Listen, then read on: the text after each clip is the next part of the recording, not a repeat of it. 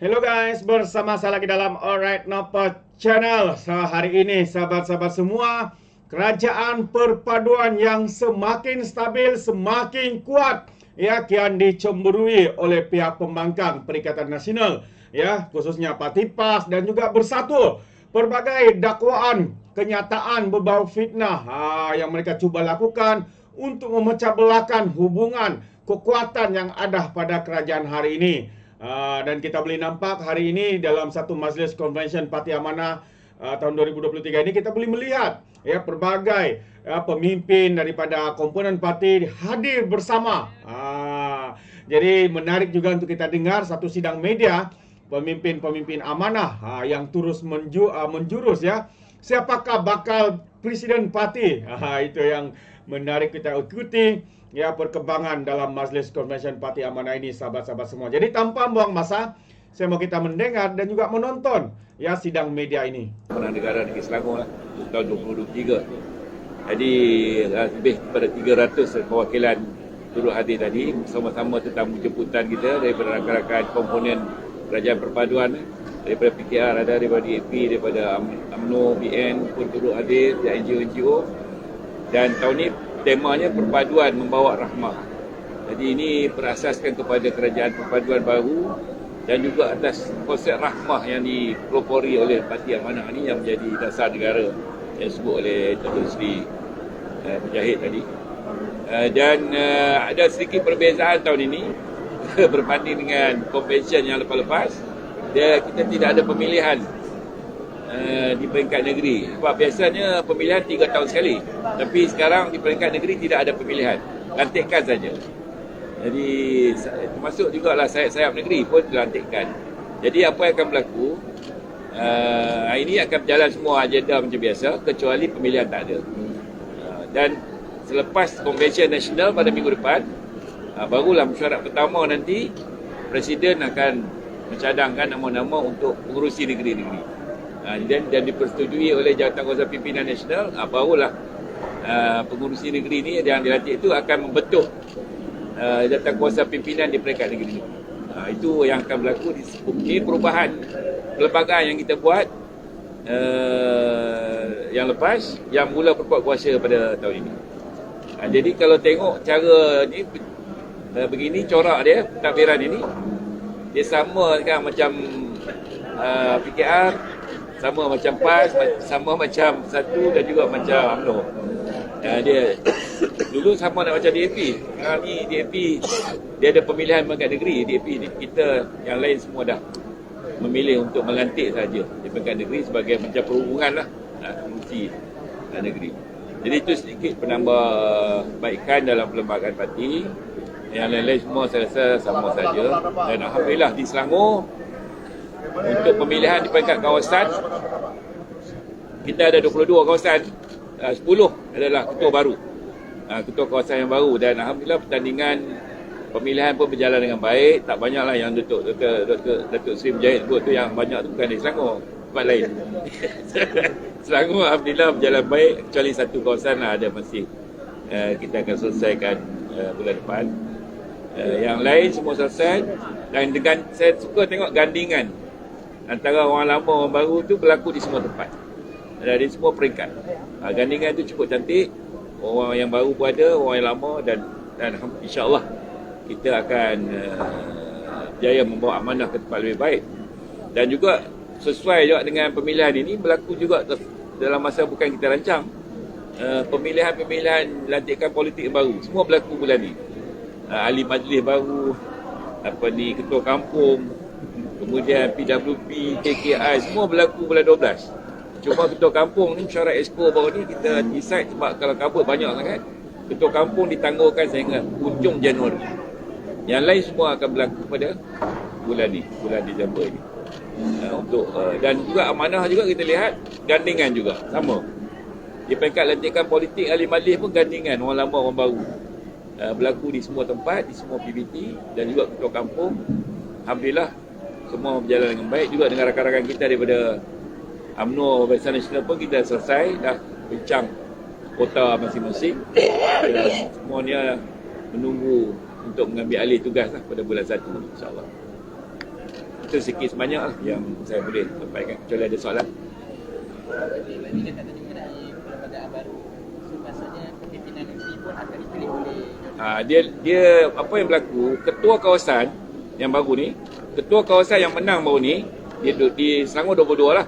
Dan setiausaha kawasan, dua-dua ni automatik duduk dalam jawatankuasa pimpinan negeri. Okey. Kemudian presiden nanti yang baru ni, ataupun tak kira lah siapa yang menang presiden minggu depan ni, dia akan mesyuarat pertama di peringkat nasional, dia akan mencadangkan nama-nama pengurusi baru bagi negeri-negeri. Semua. Kalau di endorse, dipersetujui oleh mesyuarat pimpinan nasional, maka dia itu terlantik lah. Dan dia akan balik ke negeri dan membentuk pula jawatankuasa pimpinan negeri. Sebahagiannya ialah daripada ketua dan setiausaha tadi, dan ada jawatankuasa tambahan yang dia boleh lantik untuk membentuk jawatankuasa pimpinan negeri. Itu yang. adakah kita boleh expect Aziz Ilham sebagai Saya ni jenis tak minta jawatan lah. Saya cuma pimpinan, saya buat kerja je. Jadi tak ada masalah sebenarnya ni dari segi jawatan ni macam disebut. Kita anggap kalau jawatan kita buat. Kalau tidak ada, banyak lagi kerja lain yang kita boleh buat. Jadi kalau sikap begini, kita budaya ni kita bawa lah amanah. Tidak payah berebut lah. Tidak payah berebut. Kita boleh mencalonkan calon-calon kita. Saya teringat dulu masa untuk arwah Tok Guru Ni Aziz, orang tanya macam mana isu kempen ni kan. Bolehkah lobby-melobi? Dia kata jawab cukup mudah, dan saya pegang ini walaupun dia pimpinan PAS. Tapi masa PAS dulu kita sama. Dia kata, bila kita ada calon yang baik, kita cerita kebaikan calon kita.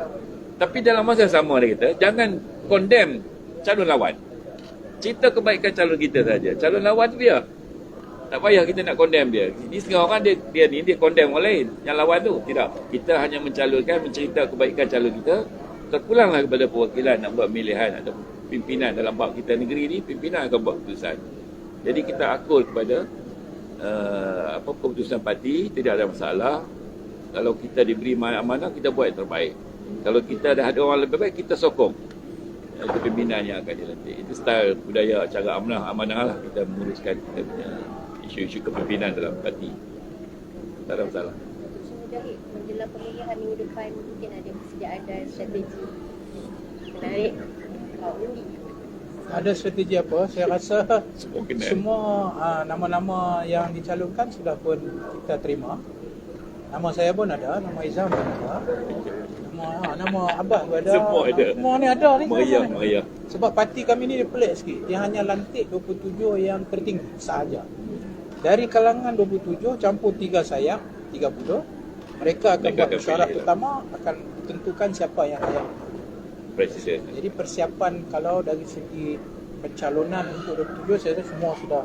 Dan dia orang kena bagi dah 18 bulan last malam. Kalau dia tak hantar tu, mana dia tak sudi dicalonkan lah. Dan dia kena hantar dia punya bukti dia tidak muflis. Dan dia kena hantar gambar yang dia nak diletakkan. So itu very simple saja.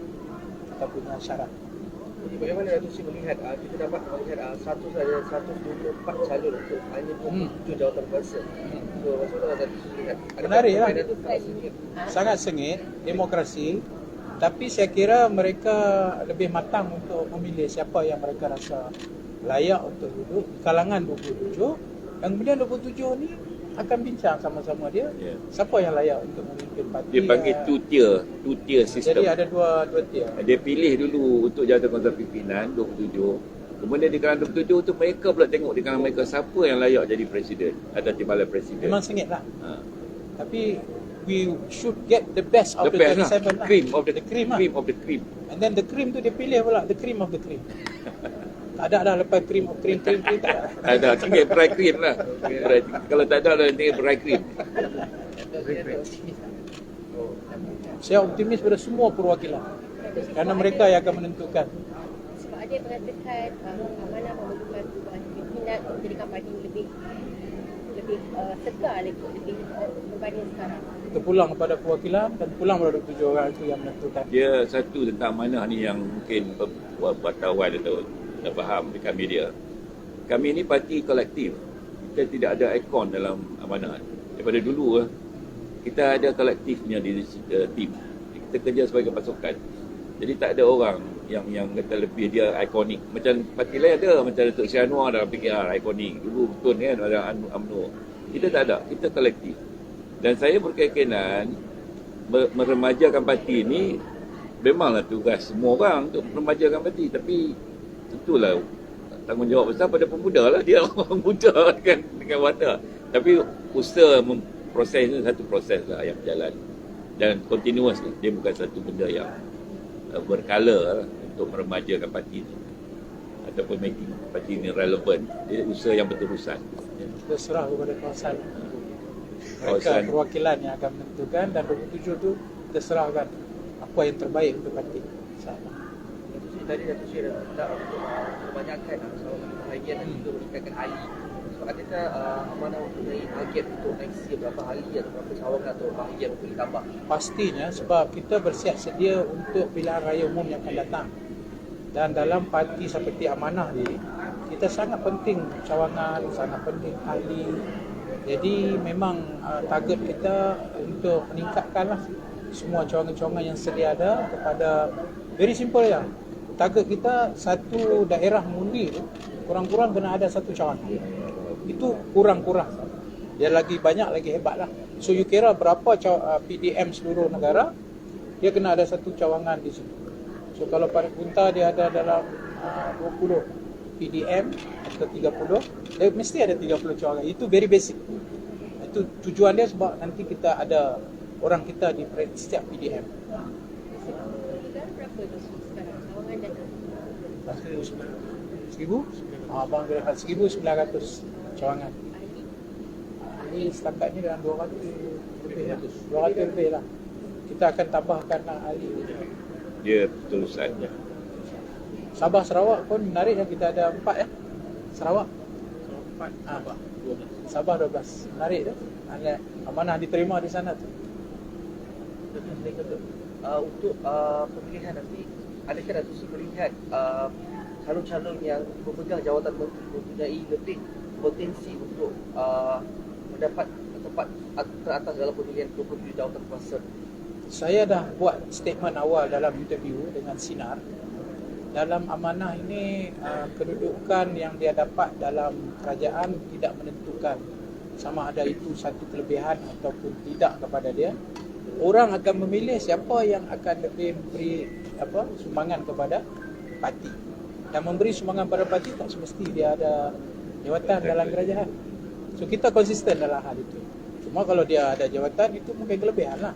Tapi penilaian yang teras ialah orang ini boleh atau tidak membawa parti ke hadapan. Itu lebih besar lah. Terbaik sahabat-sahabat semua, itu dia pencerahan padu ya. Betapa uniknya Parti Amanah ini sahabat-sahabat semua. Jadi kita mengharapkan Parti Amanah ya mampu ya memberikan sumbangan yang besar ya, khususnya ya, di negeri-negeri seperti Kelantan, Terengganu, Kedah yang ada dikuasai oleh Parti PAS sahabat-sahabat semua.